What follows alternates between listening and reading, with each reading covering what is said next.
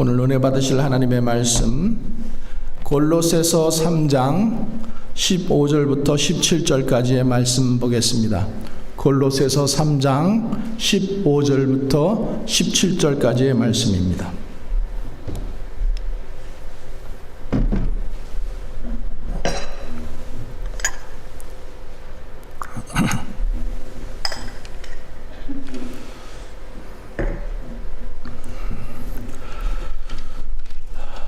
우리 다 찾으신 줄 알고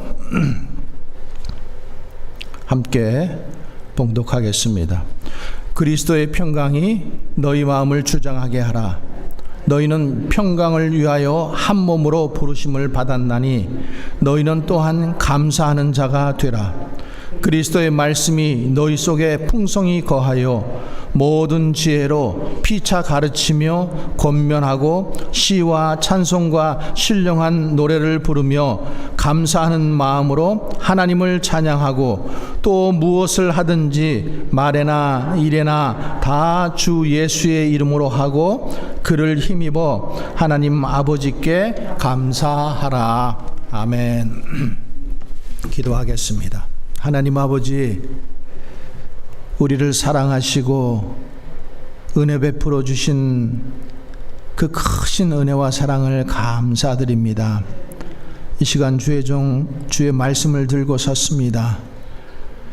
우리의 연약한 모습, 우리의 또 부족한 모습은 십자가 뒤에 감춰주시고 이 시간 온전히 입술을 주장하여 주시고 성령의 음성을 듣는 귀한 복된 시간 되게 하여 주시옵소서. 예수님 이름으로 기도하옵나이다. 아멘. 우리 오늘 땡스기빙 주일인데 우리 옆 사람들과 다시 한번 인사해 볼까요? 해피 땡스기빙.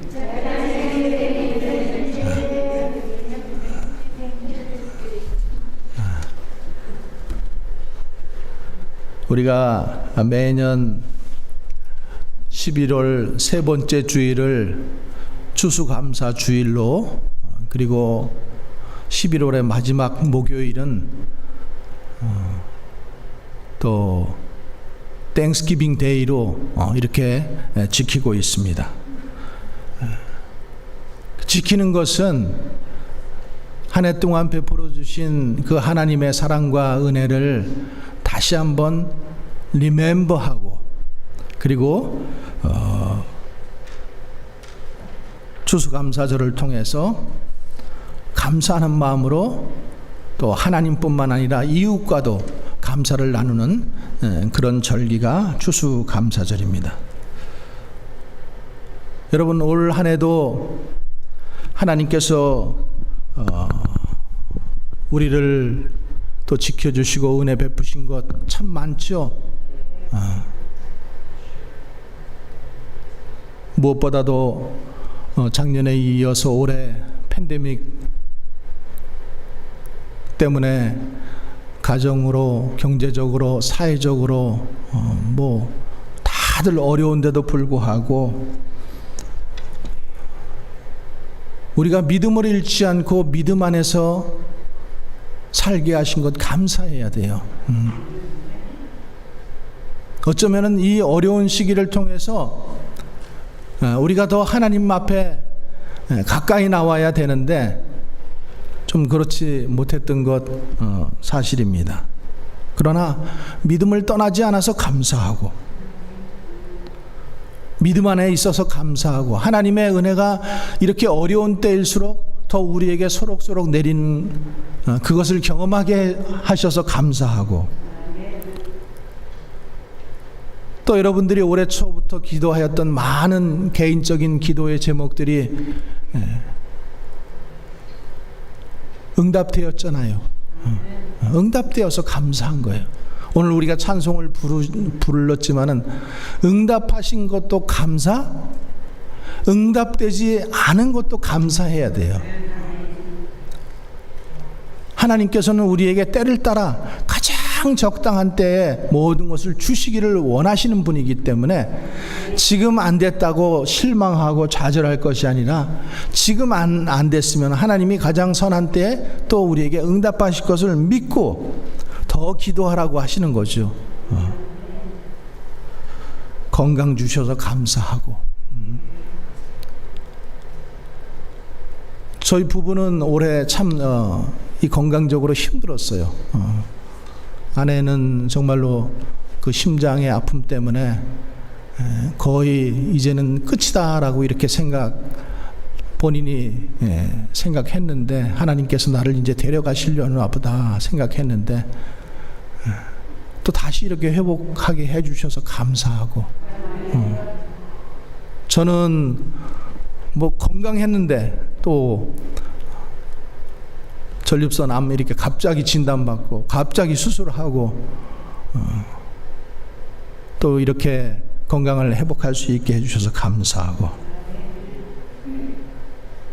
올해 자녀들 또 결혼한 가정들도 있잖아요. 그렇죠? 감사하고. 하나님께서 새 생명을 또 우리 집사님 가정에 테오도로 또 주신 것도 감사하고. 너무나 감사하죠. 팬데믹에 코로나 바이러스 한 사람도 걸리지 않아서 감사해요. 우리 하나님께 다시 한번 영광의 박수 올려드려요. 감사합니다.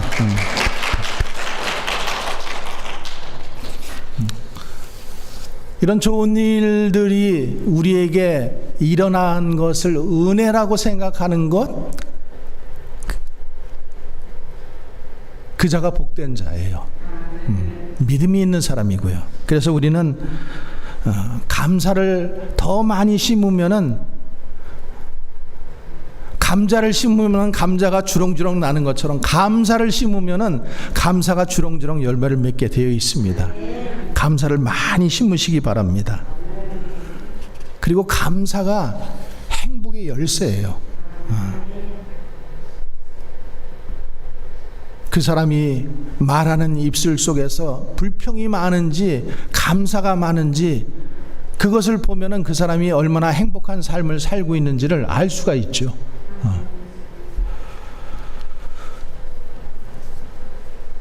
이 추수감사절은 우리가 매년 이렇게 지키고 있지만은 어떤 사람에게는 올해는 더 특별한 감사주일일 수 있습니다. 이 추수감사절이 지나고 나면은 이 다음 주가 무슨 주일이에요? 대림절, 강림절 이렇게 얘기를 하죠. 그래서 우리가 4주간을, 크리스마스 전 4주간을 대강림절로 지키는데 교회력으로 보면은 오늘이 실은 올해의 마지막입니다. 그리고 이제 오늘부터 시작해서 12월 한 달 동안 우리는 하나님께서 한 해 동안 베풀어 주신 은혜를 또 돌아보고 또 한 해를 정리하고 감사하고, 그리고 새로운 한 해를 또 준비하며 기도하는 그 기간이 바로 12월입니다. 그래서 12월 한 달 동안 또 내년을 기약하며 또 기대하며 소망하며 하나님께서 또 새로운, 지난주 말씀처럼 새 포도주는 새 부대에 담으시겠다라는 그 하나님의 약속을 믿고, 지금은 어렵고 힘들었지만은, 집사님 지금은 어렵고 힘들었지만은, 불이 나서 모든 것을 다 잃어버린 것 같았지만은 하나님께서 또 새로운 것을 새 부대에 담아주실 것을 믿고 우리는 소망하며 또 감사하며 사는 거예요. 감사는 모든 믿는 사람들이 해도 되고 안 해도 되는 것이 아니라 의무입니다. 의무. 우리가 이 땅에서 돈을 벌면은 세금을 꼭 내야 되는 것처럼 크리스천은 이게 의무예요. 감사하는 거예요.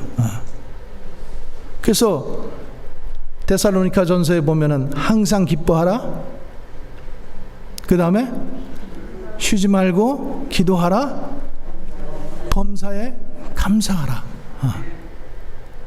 이것은 너희를 위한 하나님의 뜻이다.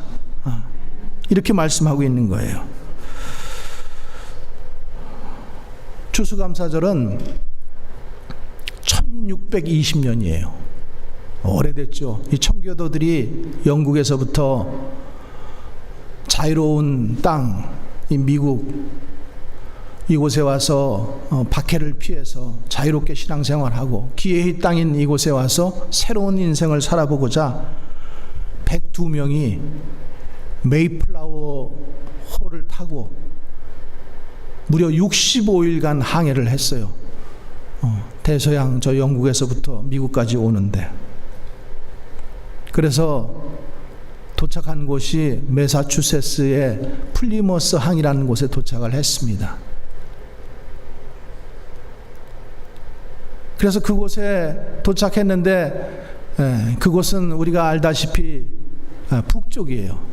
매우 추운 곳이고 또 이 청교도 102명이 왔지만은 뭐 농사 전문가들도 아니에요. 그 사람들은 그냥 신앙을 쫓아서 온 사람들이에요. 그러다 보니까 농사의 경험도 없었고 땅도 척박했고, 그래서 그곳에서 농사도 잘 안 됐지만은 첫 번째 얻은 수확을 가지고 얼마 안 되는 수확, 또 오다가 질병에 걸려서 또 그곳에 정착하면서 여러 가지 그 토착병이나 이런 질병으로 말미암아서 44명이나 또 죽어갔습니다. 감사할 수 있는 조건들이 별로 없어요. 그러나 그들은 그곳에서 감사하면서 하나님 앞에 감사 예배를 드렸던 것이 추수감사절의 기원입니다. 그렇게 해서부터 시작해서 북동쪽에 몇몇 주 그렇게 하던 것이 200년이 지나고 1863년에 이때는 남북전쟁이 한창이던 때예요. 링컨 대통령이 1863년 11월 마지막 주를 추수감사주일 공휴일로 정하자 그래가지고 공식적으로 그때부터, 여러분 남북전쟁 얼마나 많은 사람들이 죽었습니까? 또 얼마나 많은 과부들이 생기고 고아들이 생겼습니까? 감사할 수 있는 조건이 많은 때가 아니에요. 그러나 이 고난 중에 하나님 앞에 감사하면서 또 고난당하고 있는 어려운 이웃들을 함께 초대해서 함께 사랑을 나누는 그것이 감사절의 시작이고 또 감사의 내용이었던 것이죠. 자, 오늘 저는 이 골로새서 3장 15절부터 17절의 말씀을 가지고 감사하는 자가 되라는 말씀으로 함께 은혜를 받고자 하는데요. 15절 말씀 먼저 한번 읽어보겠습니다. 그리스도의 평강이 너희 마음을 주장하게 하라. 너희는 평강을 위하여 한 몸으로 부르심을 받았나니 너희는 또한 감사하는 자가 되라. 한번 따라해 보십시다. 감사하는 자가 되라.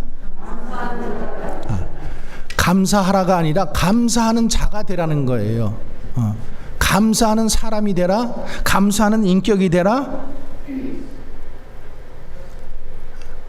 그냥 체질적으로 나는 감사하는 사람 이렇게 되어버리라는 거예요. 여러분, 우리는 감사할 때 감사의 조건들을 찾아요. 좋은 일이 있고 사업이 잘 되고 기쁜 일이 있고 나에게 행복을 주었으면 감사합니다. 그러나 그런 조건들 찾지 말고 감사하라는 거예요. 우리는 생각할 때에 좋은 일이 있으면은 그냥 감사할 것 같죠. 행복한 일이 있으면은 감사할 것 같죠. 병이 나으면은 감사할 것 같죠. 다 그렇지 않다라는 거예요. 우리 성경에서 그 한 구절만 찾아볼까요? 성경 누가복음 17장에 보면은, 제가 그냥 말씀 읽어드릴게요. 10명의 문둥병자가 예수님에게 치료함 받았어요. 몇 주 전에도 말씀을 드렸지만 문둥병은 사회로부터 격리돼야 되고 고통스럽게 살아가야 돼요. 그런 문둥병에서부터 해방되었다는 것은 굉장한 기쁨이죠. 자유함을 얻었다라는 것이고, 이 병으로부터 또 사회로부터 격리되었던 사회로부터 내가 다시 그 사회로 들어갈 수 있다라는 그 기쁨은 말로 다 할 수 없죠. 그런데 어떻게 됐어요? 10명 중에 9명은 너무나 기쁜 나머지 예수님에게 와서 감사하다는 얘기를 못했고, 한 사람만 예수님께 와서 병을 고쳐주셔서 감사합니다, 감사하는 사람이 되었던 거죠. 감사한 일을 당해도 9명은 감사하지 못하지만은 그 한 명 감사하는 사람이 있었다라는 거예요. 주님은 우리에게 감사하는 자가 되라는 거예요. 감사한 일을 당해도 감사하지 못하는 사람들이 허다하라는 거죠. 우리가 올 한 해를 보내면서 여러분 감사할 수 있습니까? 감사해야죠. 만약에 감사하지 못하고 아직도 우리 마음 가운데 하나님 왜 나에게 Why me? 지금 예배 드리면서도 우리가 그런 마음을 가지고 있다라면은 그 9명의 문둥병 환자와 다를 게 우리가 뭐가 있겠습니까? 여러분, 이런 글이 있어서 소개합니다. 지금 당신 집에 전기가 들어온다면은 세상에 전기 혜택 없이 사는 20억 넘는 사람보다 감사할 이유가 있습니다. 여러분들의 집에 식수시설, 수도꼭지만 틀면은 물이 나오는 그런 시설을 가지고 살면은, 그렇지 못해서 아무 물이나 마셔야 되는 10억의 사람들보다 감사할 이유가 있습니다. 여러분들이 하루에 $1 이상 소비하고 있다면은 1달러 미만을 가지고 사는 이 세상의 12억 인구보다 여러분들은 감사할 이유가 있습니다. 여러분들이 한 끼라도 따뜻한 음식을 먹을 수 있다면은 8억 명의 음식 때문에 고통당하고 영양실조로 고통받는 사람들보다 감사할 수 있을 것입니다. 오늘 아침에 일어나서 여러분들이 건강하다면은 이번 주를 넘기지 못하고 죽어가는 100만 명이 넘는 사람들보다도 여러분들은 감사할 이유가 있습니다. 여러분 집에 냉장고가 있고 또 몸에 걸칠 옷이 있고 잠을 잘 수 있는 집이 있다라는 것, 이 세상의 75%의 사람들보다도 여러분들은 감사할 이유가 있습니다. 당신 은행에, 당신 지갑에 약간의 돈이 있고 어딘가 접시에 동전을 좀 모으고 있다면은 여러분들은 이 세상에 8% 안에 들은 부자들입니다.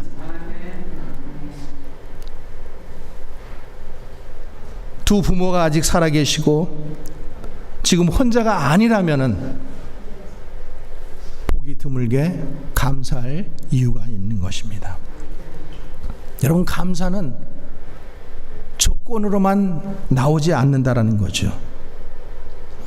감사는 감사할 줄 아는 사람이 감사하는 거예요. 그래서 우리는 감사하는 사람이 되어야 돼요. 기억하십시오. 9명의 문둥병 환자처럼 감사함을 받고도, 치료함을 받고도 감사하지 못하는 그런 사람이 되어서는 안 되는 것입니다. 감사할 때 하나님의 더 큰 은혜가 비로소 보이기 시작하는 것입니다. 두 번째, 감사의 예배자가 되라는 겁니다. 16절 말씀 우리 한번 같이 읽어보겠습니다. 그리스도의 말씀이 너희 속에 풍성히 거하여 모든 지혜로 피차 가르치며 권면하고 시와 찬송과 신령한 노래를 부르며 감사하는 마음으로 하나님을 찬양하라. 자, 감사하는 마음으로 하나님을 찬양하고. 예배는 감사가 있어야 돼요. 그렇죠? 예배는 감사가 있어야 돼요. 감사가 없는 예배는 참된 예배가 아닙니다. 예배에 어떤 조건들이 다 충족이 된다 하더라도, 이렇게 훌륭한 성전이 있고 아름다운 피아노가 있고 음악이 있고 찬양대가 있고, 이래서 우리에게 감동을 줄 만한 많은 요소들이 우리를 감동적으로 예배로 인도할지라도, 그 예배드리는 자들 마음 가운데 감사가 없다고 한다면은 그 예배는 참된 예배가 될 수 없다는 거죠. 여러분, 감사가 없는 예배가 왜 문제가 될까요? 예배는 감사하는 시간이에요. 동의하지 않으십니까? 예배는 감사하는 시간이에요. 주님께서 나를 구원해 주신 것, 그 은혜에 감사하는 시간이 예배예요. 그러니까 예배는 감사를 표현하는 시간이지, 내가 감동을 받으려고 예배에 오지 않는다라는 거예요. 그런데 많은 사람들이 예배를 통해서 하나님의 은혜를 체험하고 감동을 느끼고 찬양을 통해서 감동을 받고, 다 좋아요. 근데 예배의 본질이 뭐냐 하면은, 감동받고 내가 마치 어떤 영양주사를 맞은 것처럼 기분이 좋아지고 이래가지고 또 그 기분 가지고 돌아가서 일주일을 사는 게 예배가 아니라, 하나님께서 우리를 사랑하시고 우리를 구원해 주시고 우리를 인도해 주신 그 은혜 감사하며 예배할 수 있는 것, 그것이 바로 참된 예배의 모습이라는 거죠. 근데 예배에서 감동만 자꾸만 받으려고 하면은 그 예배는 참된 예배가 아니라는 거죠. 여러분, 우리는 한 주간 동안 하나님께 대한 감사를 잊어버리고 한 주를 살아가죠. 그리고 이제 토요일, 주일이 되면은 이제 내일 교회 가서 또 예배 드려야지 하는 마음으로 하나님을 이제 기억하고, 그리고 이제 그 하나님 앞에 나와서 또 감사의 조건을 막 찾아보려고 노력을 합니다. 근데 여러분, 누가 나를 위해서 대신 죽어줬어요. 여러분, 그 은혜를 잊을 수가 있겠습니까? 생명의 은인 그 사람을 잊을 수가 있습니까? 하나님께서 당신의 아들을 십자가에 못 박히게 하고 내 대신 죽게 하셨는데 우리가 그것을 잊을 수가 있습니까? 우리는 일주일 동안 무관심하게 살아요. 하나님과 전혀 무관심하게 살아요. 어떨 때는 예배드리러 오는 분들 중에서도 아무 관심 없이, 아무 생각 없이 예배드려요. 하나님의 은혜하고는 아무 상관없는 예배를 드리고 있어요. 예배드리면서도 걱정, 근심, 염려가,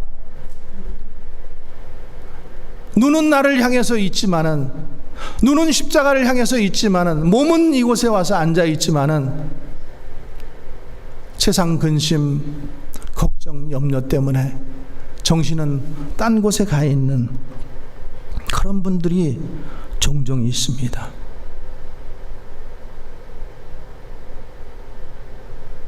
그리고 교회에 와서 설교자가 감동적인 설교를 해주기를 기대하면서 그것을 통해서 내 마음을 조금 회복해 보려고, 그것을 또 힘입어서 한 주일을 살아가려고 애를 씁니다. 여러분, 하나님의 은혜는 내가 잊을래야 잊을 수가 없는 거예요. 어떻게 일주일 동안 아무 생각 없이 하나님하고 전혀 상관없이 살다가 교회에 올 때만 하나님이 생각나면은 그 예배를 하나님께서 받으시겠냐는 거죠. 그래서 우리는 예배에 나오기 전에 먼저 하나님의 은혜를 다시 한번 깊이 묵상해 봐야 돼요. 내가 며칠 동안 주님을 잊고 살았지만은 토요일은 그래서 예비일인 거예요. 주일 예배를 드리기 위해서 벌써 이미 토요일부터 다른 것도 준비해야 되지만 우리의 마음이 예배를 위해서 내 마음이 하나님께 향해 있어야 됩니다. 그래서 주일날 예배에 와서는 이미 그 은혜, 하나님께서 나를 구원해 주신 은혜, 나를 사랑해 주시고 인도해 주신 그 은혜에 감격하고 감동하여 하나님 앞에 기쁨으로 찬송을 드릴 수 있어야 돼요. 그것이 감사의 예배입니다. 그것이 참된 예배입니다. 세 번째로 우리는 감사의 대상을 기억해야 됩니다. 17절의 말씀 같이 읽어보겠습니다. 또 무엇을 하든지 말에나 일에나 다 주 예수의 이름으로 하고 그를 힘입어 하나님 아버지께 감사하라. 감사의 대상을 말씀하고 있습니다. 어느 치과병원 대기실에 두 할머니가 조금 가는 이제 연세가 드시니까 귀가 안 들리니까 큰 소리로 얘기를 나누고 계셔요. 근데 제가 이렇게 예화를 좀 드릴 때도 좀 조심스러운 게, 여러분들은 몸뚱이는 다 설교의 본문에 되는 이야기는 다 잊어먹으시고 꼭 예화만 기억하고 가시는 분들이 그러지 않기를 바랍니다. 두 할머니가 얘기를 나누고 있어요. 귀가 안 들리니까 큰 소리로 얘기합니다. 한 할머니가 다른 할머니에게 남편이 지금 죽은 다음에 자기가 정부에서 주는 그 조그마한 월급이라고 누가 얘기하시더라고요. 정부에서 주는 월급, 소셜 연금 그거 받고 내가 얼마나 이렇게 힘들게 살고 있는지. 그런데 얼마 시간이 지나지 않아서 그 할머니가 그만 부자 할아버지를 만났어요.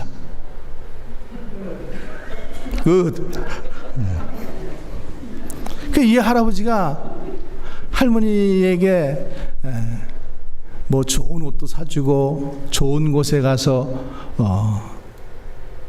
쇼핑도 하고 또 좋은 레스토랑에 식사도 초대하고. 그러니까 할아버지가 할머니에게 관심이 있는 거 분명하잖아요. 또 이 얘기 들으면서 나도 저렇게 좀 돼봤으면 이렇게 또 근데 할머니가 근심이 생기기 시작했어요.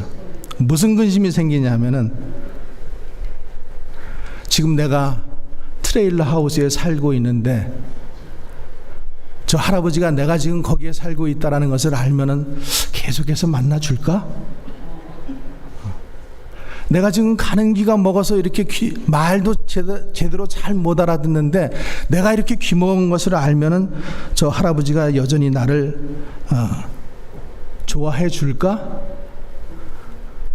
내가 이제 관절염이 있어가지고 무릎도 아프고 시원치도 않는데 이것을 알면은 저 할아버지가 나를 계속해서 만나줄 수 있을까라는 근심이 생기기 시작했어요. 여러분 공감하십니까? 이해하십니까? 옆에서 보면은 할머니의 마음을 이해할 수 있을 거예요. 할머니 입장에서 감사할 것들을 분명히 찾을 수 있습니다. 아니, 그 할아버지가 그만큼 관심을 가지고 좋아해 주면 감사해야지. 우리는 제3자 입장에서 그렇게 바라보고 그렇게 충고해 줄 수 있어요. 그러나 본인은 그렇게 생각하지 않는다라는 거예요. 본인은 내가 좀 더 젊었더라면, 내가 좀 더 이뻤더라면, 내가 좀 더 귀가 잘 들렸다면, 내 키가 조금 더 컸더라면,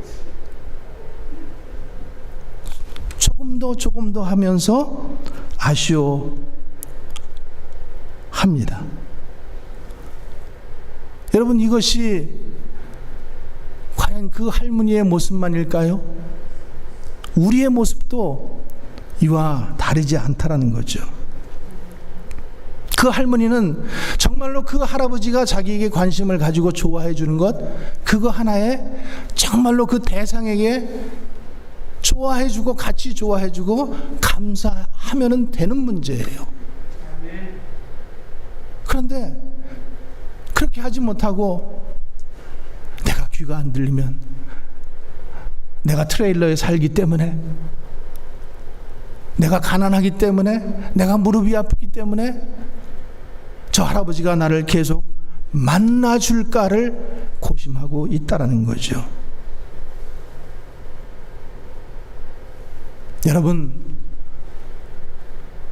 여러분들의 감사의 대상은 누구입니까? 하나님 한 분뿐이시기를 바랍니다. 올 한 해 정말로 하나님께 진정으로 진실로 감사하고 계십니까? 올 한 해 하나님께서 여러분들을 정말로 사랑으로 은혜로 인도해 주셨음을 믿으십니까? 그 하나님을 인격적으로 만나고 그분께 감사하고 있습니까? 우리는 그 하나님을 믿을 때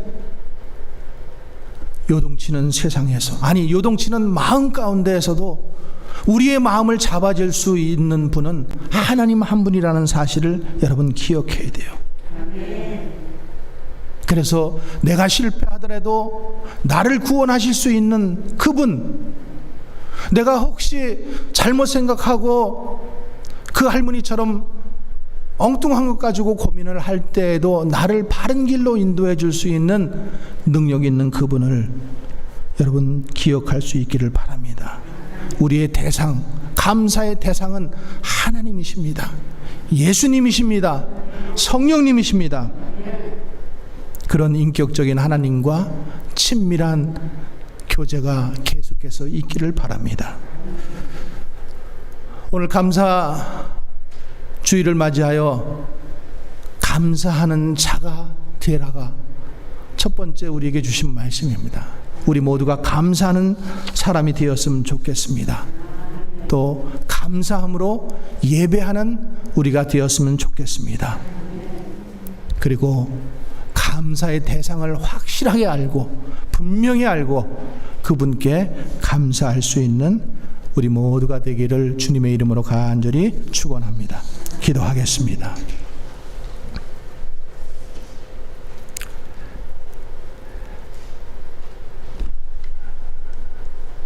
우리를 사랑하시고 구원해 주신 하나님의 은혜에 감사합니다. 잊을래야 잊을 수 없는 그 하나님의 사랑, 나를 위해서 생명까지도 내어주셨던 그 하나님의 사랑을 계속해서 잊어먹지 않고 기억하게 하시고 주일날 예배 자리에 나와서만 기억하는 어리석은 자들 되지 않게 하여 주시옵소서. 하나님, 9명의 그 문둥병 환자처럼 감사한 일을 당했으면서도 감사할 줄 모르는 그런 자들 되지 않게 하시고 나의 병을 치료해 주시고 나의 문제를 치료해 주시고 나의 이 죄로부터 구원해 주신 하나님께 정말로 감사할 수 있는 우리 모든 성도들 되게 하여 주시옵소서. 특별히 감사주의를 또 감사절을 보내면서 내 주위의 이웃들을 눈을 돌려 보기를 원합니다. 연약한 자들, 힘없는 자들, 과부와 고아들, 또 어려운 가운데 눈물 흘리고 있는 자들이 없는지 보게 하시고 그들과 함께 따뜻한 시간들을 쪼갤 수 있도록 주님 허락하여 주시옵소서. 주님 은혜 감사하며 예수님 이름으로 기도하옵나이다. 아멘. 다 같이 자리에서 일어나셔서 우리